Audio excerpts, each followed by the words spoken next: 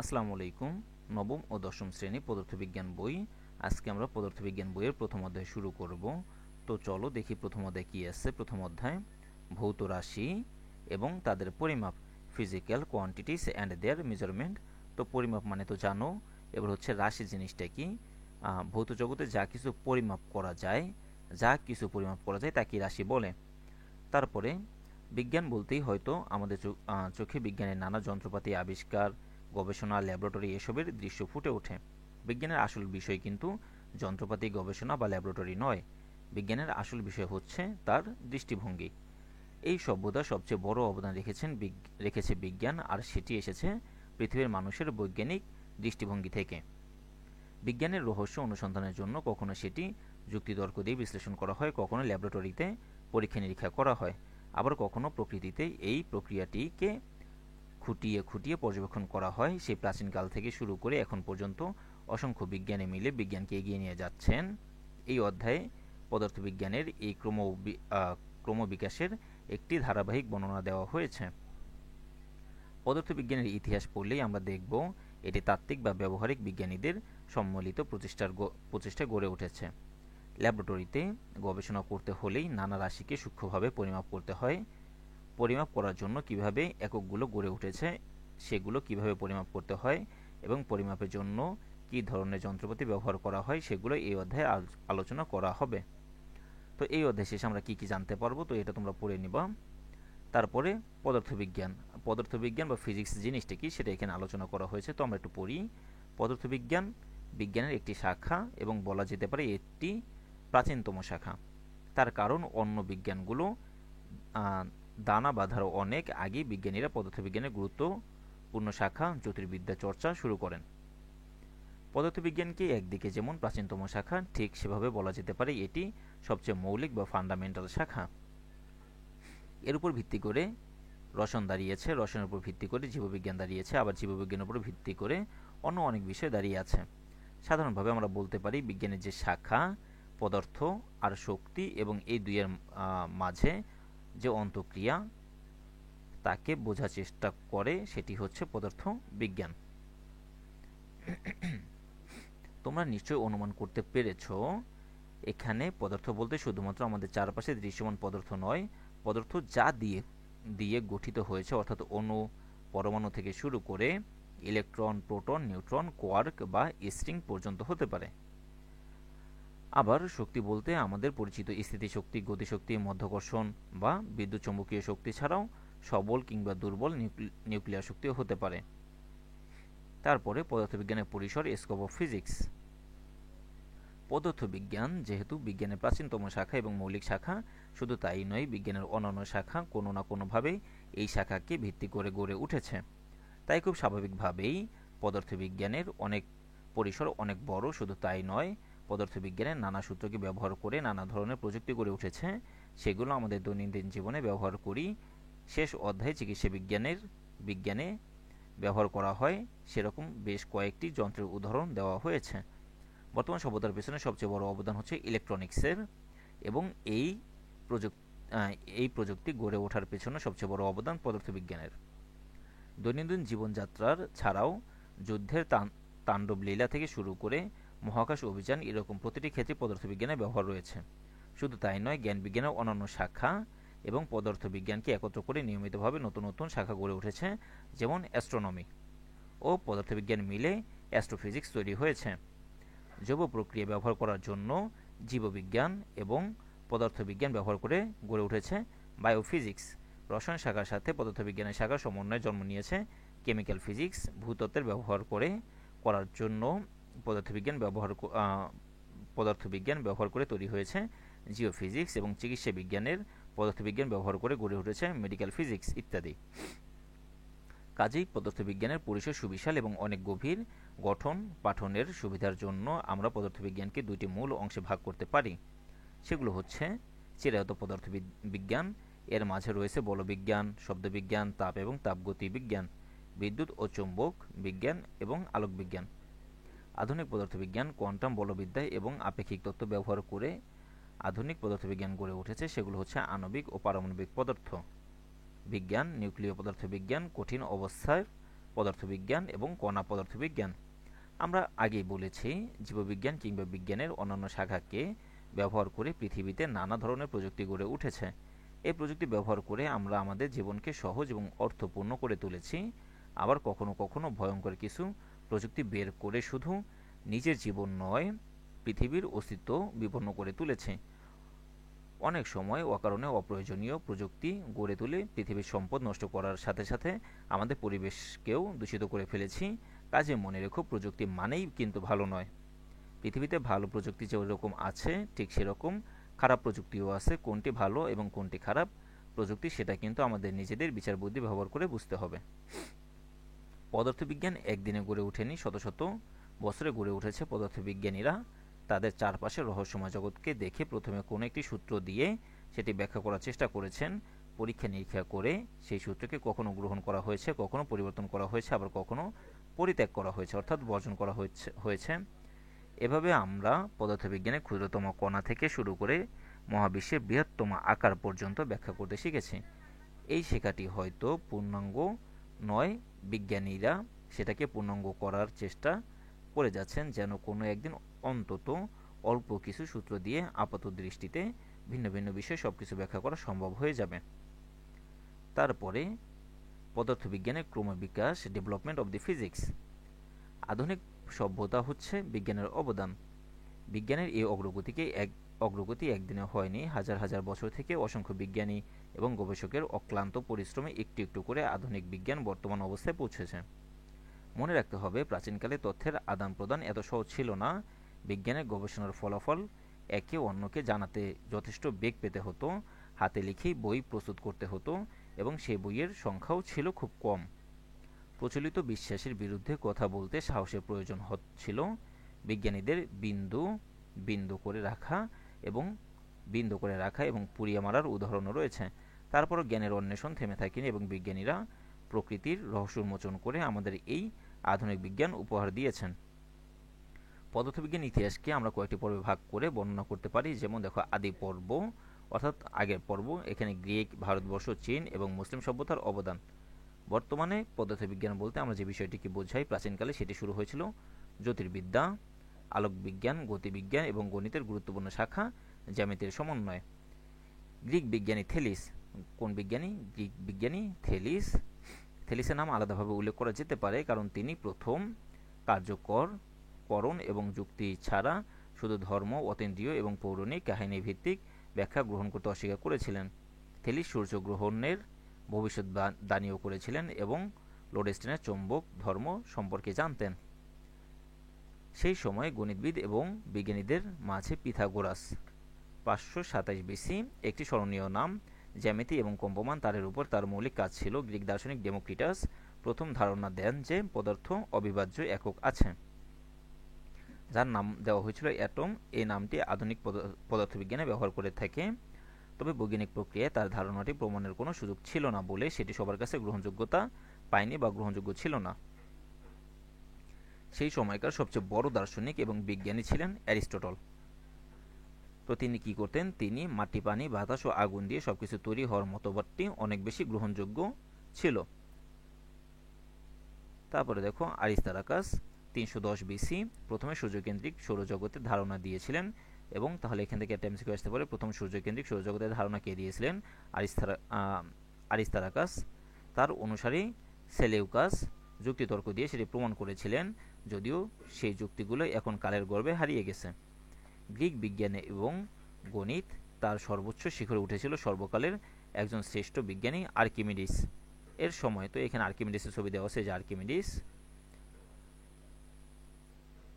তরল পদার্থের ঊর্ধ্বমুখী বলের বিষয়টি এখনও বিজ্ঞান বইয়ের পঠনসূচিতে থাকে। গোলীয় আয়নায় সূর্যরশ্মিকে কেন্দ্রীভূত করে দূর থেকে শত্রু যুদ্ধ জাহাজে আগুন ধরিয়ে তিনি যুদ্ধে সহায়তা করেছিলেন। গ্রিক আমলে আরেকজন বিজ্ঞানী ছিলেন ইরাটোস্থিনিস, যিনি সেই সময় সঠিকভাবে পৃথিবীর ব্যাসার্ধ বের করেছিলেন। তো ইনি হচ্ছেন আল খোয়ারিজমি। তারপরে প্রায় 1,500 বছর জ্ঞান বিজ্ঞানের চর্চা প্রায় বন্ধ ছিল। শুধু ভারতীয়, মুসলিম এবং চীনা সভ্যতার ধারার সভ্যতা গ্রিক ধারার এই বিজ্ঞান চর্চাকে বাঁচিয়ে রেখেছিল। ভারতবর্ষে অর্যভট্ট, ব্রহ্মগুপ্ত এবং ভাস্কর গণিত ও জ্যোতির্বিদ্যার অনেক মূল্যবান কাজ করেছিলেন। শূন্যকে সত্যিকার অর্থে ব্যবহার করার কাজটি করেছিলেন ভারতবর্ষীয় অর্যভট্ট। তো দেখো শূন্যকে সত্যিকার অর্থে ব্যবহার করা কে করেছিলেন, তো এখানে এমসিকিউটা আছে। মুসলিম গণিতবিদ এবং বিজ্ঞানীদের ভিতরে আল খোয়ারিজমির নাম আলাদাভাবে উল্লেখ করতে হয়। তার লেখা আল জাবির, তার লেখা বইয়ের নাম কি আল জাবির থেকে বর্তমানে অ্যালজাবরা শব্দটি এসেছে। তো তোমরা অ্যালজাবরার ম্যাথগুলো ইন্টার লেভেলে পাবা। আর আল জাবির, তো ওনার লেখা বইয়ের নাম কি আল জাবির। ইবনে আল হাইয়ামকে আলোক বিজ্ঞানের স্থপতি হিসেবে বিবেচনা করা হয়। তো আলোক বিজ্ঞানের স্থপতিকে ইবনে হাইয়ান। ইবনে আল হাইয়ামকে আলোক বিজ্ঞানের স্থপতি হিসেবে বিবেচনা করা হয়। আল মাসুদি প্রকৃতির ইতিহাস নিয়ে 30 খণ্ডের একটি এনসাইক্লোপিডিয়া লিখেছিলেন। ওমর খৈয়ামের নাম সবাই কবি হিসেবে জানে, কিন্তু তিনি ছিলেন উচ্চ মাপের একজন গণিতবিদ, জ্যোতির্বিদ এবং দার্শনিক। এখানে অনেকগুলো এমসিকিউ আছে, তোমাদের এমসিকিউগুলো মনে রাখতে হবে। চীনা গণিতবিদ ও বিজ্ঞানীরাও পদার্থবিজ্ঞান নিয়ে অনেক কাজ করেছিলেন, তাদের মাঝে সেন কুয়োর নামটি উল্লেখযোগ্য। তিনি চুম্বক নিয়ে কাজ করেছিলেন এবং ভ্রমণের সময় কম্পাস ব্যবহার করে দিক নির্ধারণের করার বিষয়টি উল্লেখ করেছিলেন। তারপরে বিজ্ঞানের উত্থান পর্ব, অর্থাৎ যখন থেকে আমাদের বিজ্ঞানটা অগ্রগতি শুরু করে, ষোড়শ এবং সপ্তদশ শতাব্দীতেই ইউরোপের পদার্থবিজ্ঞানের জগতে একটি বিস্ময়কর বিপ্লব শুরু হয়। সময়টা ছিল ইউরোপীয় রেনেসার যুগ। 1543 সালে কোপার্নিকাস তার একটি বইয়ে সূর্যকেন্দ্রিক এবং সৌরজগতের ব্যাখ্যা দেন। বইয়ের প্রকাশক ধর্মযাজকদের ভয়ে লিখেছিলেন যে এটি সত্যিকারের ব্যাখ্যা নয়, শুধু একটি গণিতের সমাধান মাত্র। কোপার্নিকাসের তত্ত্বটি দীর্ঘদিন লোকচক্ষুর আড়ালে পড়েছিল। তারপর আমাদের বিজ্ঞানী গ্যালিলিও গ্যালিলাই সেটিকে সবার সামনে নিয়ে আসেন। তিনি গাণিতিক সূত্র দেওয়ার পর পরীক্ষা করে সেই সূত্রটি প্রমাণ করার বৈজ্ঞানিক ধারার সূচনা করেন। তো গাণিতিক সূত্র দেওয়ার পর সেটাকে সূত্র প্রমাণ করার বৈজ্ঞানিক ধারণা কে শুরু করেন? বিজ্ঞানী গ্যালিলিও গ্যালিলাই। গ্যালিলিওকে অনেক সময় আধুনিক বিজ্ঞানের জনক বলা হয়। আধুনিক বিজ্ঞানের জনককে বিজ্ঞানী গ্যালিলিও গ্যালিলাই।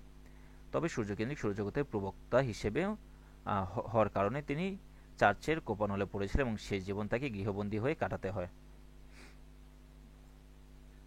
খ্রিস্টাব্দে 1687 খ্রিস্টাব্দে বিজ্ঞানী নিউটন, তো নিউটনের নাম তো তোমরা সবাই শুনেছ, যার মাথায় আপেল পড়েছিল, বলবিদ্যার 3টি এবং মহাকর্ষ বলের সূত্র প্রকাশ করেন, যেটি বল এবং গতিবিদ্যার ভিত্তি তৈরি করে দেয়। আলোক বিজ্ঞানী এবং অন্য আরও কাজের সাথে বিজ্ঞানী নিউটন লিবনিজের সাথে গণিতের নতুন শাখা ক্যালকুলাস আবিষ্কার করেন। তো ক্যালকুলাস তোমরা ইন্টার লেভেলে পাবা। অষ্টদশ শতাব্দীর আগে তাপকে ভরবিহীন এক ধরনের তরল হিসেবে বিবেচনা করা হতো। 1798 সালে কাউন্ট রামফোর্ড দেখান যে তাপ এক ধরনের শক্তি এবং যান্ত্রিক শক্তিতে তাপশক্তিতে রূপান্তরণ করা সম্ভব। আরও অনেক বিজ্ঞানী গবেষণার উপর ভিত্তি করে লর্ড কেলভিন 1850 সালে তাপগতিবিজ্ঞানের থার্মোডাইনামিক্সের গুরুত্বপূর্ণ সূত্র আবিষ্কার করেন। বিজ্ঞান এবং চৌম্বকের উপরে এই সময় ব্যাপক গবেষণা শুরু হয়। 1778 সালে কুলম্ব, বিজ্ঞানী কুলম্ব বৈদ্যুতিক চার্জের ভেতরকার বলের জন্য সূত্র আবিষ্কার করেন, যেটা নিউটনের সূত্রের মতোই। 1800 সালে ভোল্টা বৈদ্যুতিক ব্যাটারি আবিষ্কার করার পর বিদ্যুৎ নিয়ে নানা ধরনের গবেষণা শুরু হয়। 1820 সালে ওয়ারস্টেড দেখান বিদ্যুৎ প্রবাহ দিয়ে চুম্বক তৈরি করা যায়। 1881 সালে ফ্যারাডে, বিজ্ঞানী ফ্যারাডে ও হেনরি ঠিক তার বিপরীত প্রক্রিয়াটি আবিষ্কার করেন। তো তোমরা ফ্যারাডের নাম অবশ্যই শুনেছ, ফ্যারাডে, বিজ্ঞানী ভোল্টা, বিজ্ঞানী কুলম্ব। তো তোমরা এগুলো এই বইয়েরই বিস্তারিতভাবে জানবা সামনের দিকে। তারা দেখান চৌম্বক ক্ষেত্রে পরিবর্তন করে বিদ্যুৎ তৈরি করা যায়। 1864 সালে বিজ্ঞানী ম্যাক্সওয়েল তার বিখ্যাত ম্যাক্সওয়েল সমীকরণ দিয়ে পরিবর্তনশীল বিদ্যুৎ ও চৌম্বক ক্ষেত্রকে একই সূত্রের মাঝে নিয়ে এসে দেখান যে আলো আসলে একটি বিদ্যুৎ চৌম্বকীয় তরঙ্গ। তো আলো একটি বিদ্যুৎ চৌম্বকীয় তরঙ্গ, এটা কি দেখান বিজ্ঞানী ম্যাক্সওয়েল। বিদ্যুৎ ও চৌম্বক আলাদা কিছু নয়, আসলে এ দুটি একই শক্তির দুটি ভিন্ন রূপ। তারপরে এটি সময়োপযোগী একটি আবিষ্কার ছিল, কারণ 1801 সালে বিজ্ঞানী ইয়ং পরীক্ষার মাধ্যমে আলো তরঙ্গের ধর্ম প্রমাণ করে রেখেছিলেন। আধুনিক পদার্থবিজ্ঞানের সূচনা। ঊনবিংশ শতাব্দীর শুরু থেকে বিজ্ঞানীরা দেখতে লাগলেন প্রচলিত পদার্থবিজ্ঞান নিয়ে অনেক কিছু ব্যাখ্যা করা যাচ্ছে না। 1803 সালে বিজ্ঞানী জন ডাল্টন পারমাণবিক তত্ত্ব প্রদান করেছিলেন। তো পারমাণবিক তত্ত্ব কে দিয়েছিলেন? বিজ্ঞানী জন ডাল্টন। 1897 সালে থমসন সেই পরমাণুর ভেতরে ইলেকট্রন আবিষ্কার করেছিলেন। তো ইলেকট্রনের আবিষ্কারক কে? বিজ্ঞানী থমসন। তারপরে 1911 সালে স্যার রাদারফোর্ড দেখিয়েছিলেন পরমাণুর কেন্দ্রে খুবই ক্ষুদ্র নিউক্লিয়াসে পজিটিভ চার্জগুলো থাকে। কিন্তু দেখা গেল নিউক্লিয়াসে ঘিরে ঘুরন্ত ইলেকট্রনের মডেলটি কোনোভাবে ব্যাখ্যা করা যায় না, কারণ বিদ্যুৎ চুম্বকীয় সূত্র অনুযায়ী এই অবস্থার ইলেকট্রন তার শক্তি বিকিরণ করে নিউক্লিয়াসের ভেতরে পড়ে যাবে, কিন্তু বাস্তবে তা কখনোই ঘটে না। 1900 সালে বিজ্ঞানী ম্যাক্স প্লাঙ্ক কোয়ান্টাম তত্ত্ব আবিষ্কার করেন। তো এটা খুবই গুরুত্বপূর্ণ একটা সেন্টেন্স। কোয়ান্টাম তত্ত্বের আবিষ্কারকে বিজ্ঞানী ম্যাক্স প্লাঙ্ক, যা ব্যবহার করে কৃষ্ণ বস্তুর বিকিরণ ব্যাখ্যা করা সম্ভব হয়। পরবর্তী সময়ে বিজ্ঞানী নিলস বোর পরমাণুর স্থিতিশীলতা ব্যাখ্যা করার জন্য কোয়ান্টাম তত্ত্ব ব্যবহার করেন। বাঙালি বিজ্ঞানী সত্যেন্দ্রনাথ বসু 1924 সালে কোয়ান্টাম তত্ত্বের ধারণা ব্যবহার করে বিকিরণের সংক্রান্ত কোয়ান্টাম সংখ্যায়ন তত্ত্ব প্রদান করেন। এজন্য বিজ্ঞানী বসুকে কোয়ান্টাম সংখ্যায়ন তত্ত্বের জনক হিসেবে অভিহিত করা হয়। তার অবদানের স্বীকৃতিস্বরূপ এক শ্রেণীর মৌলিক কণা বোসন নামকরণ করা হয়, বুশ থেকে বোসন। 1900 থেকে 1930 সাল পর্যন্ত এই সময়টিতে হাইজেনবার্গ, বিজ্ঞানী শ্রোডিঙ্গার, ডিরাক সহ অনেক বড় বড় বিজ্ঞানী মিলে পদার্থের কোয়ান্টাম তত্ত্ব প্রতিষ্ঠা করেন। বিদ্যুৎ চৌম্বকীয় তরঙ্গের বাহক হিসেবে ইথার নামে একটা বিষয় কল্পনা করে নেওয়া হয়েছিল এবং 1887 সালে মাইকেলসন এবং মর্লি তার রচিত আবিষ্কার করার চেষ্টা করে দেখান যে প্রকৃতপক্ষে ইথার বলতে আসলে কিছুই নেই। আলোর বেগ স্থির কিংবা গতিশীল সব মাধ্যমেই সমান। 1905 সালে বিজ্ঞানী sir Albert Einstein theory of relativity সূত্র থেকে প্রমাণ করেন যে এই বিষয়টির ব্যাখ্যা পাওয়া যায়। তারপরে থিওরি অফ রিলেটিভিটি থেকে সর্বকালের সবচেয়ে চমকপ্রদ সূত্র E=mc² বের হয়ে আসে। সেখানে দেখানো হয় বস্তুর ভরকে শক্তিতে রূপান্তরণ করা সম্ভব। তো তোমাদের এই বইয়েরই প্রথম পেজে দেখো স্যার আলবার্ট আইনস্টাইনের সূত্র আছে E=mc²। তো আমরা আমাদের পড়ায় চলে যাই। তো এইখানে একটু বলে রাখি E=mc²।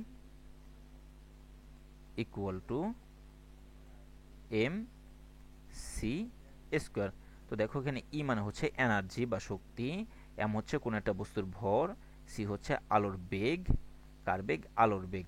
অর্থাৎ কোন একটা বস্তুর মধ্যে প্রদত্ত এনার্জি হবে তার ভর এবং আলোর বেগের বর্গের সমান। তো এই সূত্রটা কে দেন? বিজ্ঞানী স্যার আলবার্ট আইনস্টাইন। আর এখানে এই যে সত্যেন্দ্রনাথ বসুর একটা ছবির মতো আঁকা আছে, এখানে স্যার আলবার্ট আইনস্টাইনের একটা ছবি আঁকা আছে। তো তারপরে দেখো কোয়ান্টাম তত্ত্বের সাথে থিওরি অফ রিলেটিভিটি ব্যবহার করে বিজ্ঞানী ডিরাক 1931 সালে প্রতিকণা অস্তিত্ব প্রকাশ করেন, যেটি পরের বছরে আবিষ্কৃত হয়ে যায়। 1895 সালে বিজ্ঞানী রনজেন এক্স রে আবিষ্কার করেন। তো আমরা যারা এক্স রে করি কোনো ডাক্তারের কাছে গেলে যে এক্স রে করতে দেয়, সেটাই হচ্ছে কি আবিষ্কার করেন? বিজ্ঞানী রনজেন। 1896 সালে বিজ্ঞানী বেকারেল দেখান যে পরমাণুর কেন্দ্র থেকে তেজস্ক্রিয় বিকিরণ হয়। তো তেজস্ক্রিয়তার একক হিসেবে বেকারেল শব্দটা ইউজ করা হয়। তো 1899 সালে বিজ্ঞানী পিয়ারে এবং মেরি কুরি, তো ওনারা দুজন হাজব্যান্ড ওয়াইফ ছিল, তারপরে রেডিয়াম আবিষ্কার করেন এবং বিজ্ঞানীরা বুঝতে পারেন পরমাণুগুলো আসলে অবিনশ্বর নয়, সেগুলো ভেঙে তেজস্ক্রিয় বিকিরণ হতে পারে। তো বিজ্ঞানী পিয়েরো উনিও নোবেল পুরস্কার পান এবং বিজ্ঞানী মেরি কুরি উনি 2টা নোবেল পুরস্কার পান। তো তেজস্ক্রিয়তার জন্য একটা সময় বিজ্ঞানী মেরি কুরি মারা গিয়েছিলেন। তো তারপরে সাম্প্রতিক জীববিজ্ঞান, অর্থাৎ বর্তমান যুগের জীববিজ্ঞানে কি কি আছে সেগুলো নিয়ে এখানে আলোচনা করা আছে। ইলেকট্রনিক্স এবং আধুনিক প্রযুক্তির আবিষ্কারের কারণে শক্তিশালী এক্সেলারেটর তৈরি করা সম্ভব হয় এবং অনেক বেশি শক্তিতে তড়িৎ করে নতুন নতুন কণা আবিষ্কার হতে থাকে। তাত্ত্বিক স্ট্যান্ডার্ড মডেল ব্যবহার করে এই কণাগুলোকে চমকপ্রদভাবে সুবিন্যস্ত করা সম্ভব হয়। আপাতদৃষ্টিতে অসংখ্য নতুন নতুন কণা মনে হলেও অল্প কয়েকটি মৌলিক কণা এবং তাদের প্রতিকণা দিয়ে সকল কণার গঠন ব্যাখ্যা করা সম্ভব হয়। স্ট্যান্ডার্ড মডেল ব্যবহার করে এই গুলোর ভর ব্যাখ্যা করা সম্ভব নয় বলে ভরের জন্য হিগস বোসন বা হিগস বোসন নামে একটি নতুন কণার অস্তিত্ব ভবিষ্যদ্বাণী করা হয়। 2013 সালে পরীক্ষাগারে হিগস বোসনকে শনাক্ত করার ঘটনাকে তাত্ত্বিক পদার্থবিজ্ঞানের বিরাট সাফল্য হিসেবে ধরা হয়। 1924 সালে বিজ্ঞানী হাবল দেখিয়েছিলেন বিশ্বব্রহ্মাণ্ডের সবগুলো গ্যালাক্সি একে অন্যের থেকে দূরে সরে যাচ্ছে, যেটি প্রদর্শন করে যে বিশ্বব্রহ্মাণ্ড ধীরে ধীরে প্রসারিত হচ্ছে, যার অর্থ অতীতে একসময় পুরো বিশ্বব্রহ্মাণ্ড এক জায়গায় ছিল। বিজ্ঞানীরা দেখেন 14 বিলিয়ন বছর আগে বিগ ব্যাং নামক একটি প্রচণ্ড বিস্ফোরণের বিশ্বব্রহ্মাণ্ড তৈরি হওয়ার পর থেকে সেটি প্রসারিত হচ্ছে। অর্থাৎ বিজ্ঞানীরা বলেন যে বিগ ব্যাং তত্ত্বটা হচ্ছে কোনো কিছুরই অস্তিত্ব ছিল না, তো পরবর্তীতে এমন একটা বিস্ফোরণ হয় যার কারণে সেই কণাগুলো আস্তে আস্তে দূরে সরে যায় এবং পৃথিবী, চাঁদ, সূর্য এরকম গ্রহ উপগ্রহগুলো তৈরি হতে থাকে। এটি বিগ ব্যাং তত্ত্ব। পদার্থবিজ্ঞানীরা আরও দেখিয়েছিলেন যে তারা বিশ্বব্রহ্মাণ্ডের দৃশ্যমান গ্রহ, নক্ষত্র, গ্যালাক্সির মাত্র 4% ব্যাখ্যা করতে পারেন। বাকি ব্যাখ্যা করতে হলে রহস্যময় ডার্ক ম্যাটার ও ডার্ক এনার্জির ধারণা মেনে নিতে হয়, যার গঠন নিয়ে বিজ্ঞানীরা গবেষণা করে যাচ্ছেন। কঠিন পদার্থবিজ্ঞান বা সলিড স্টেট অফ ফিজিক্স নিয়ে গবেষণা অপরিহার্য পদার্থের জন্ম দেয়, যেগুলো ব্যবহার করে বর্তমান ইলেকট্রনিক্স গড়ে উঠেছে, যেটি বর্তমান সভ্যতার ভিত্তিমূল। তো তারপরে জগদীশচন্দ্র বসুর অবদান, এই টপিক আমরা আগামী ক্লাসে পড়ব। আশা করি যতটুকু পড়ানো হয়েছে তোমরা বুঝেছ। তো তোমরা এভাবে সুন্দর করে বই দাগিয়ে পড়বা, যাতে তোমরা এমসিকিউগুলো সহজে মনে রাখতে পারো এবং পরীক্ষার সময় বই খুললেই যেন এমসিকিউগুলো মনে আসে। সাথে থাকার জন্য ধন্যবাদ সবাইকে।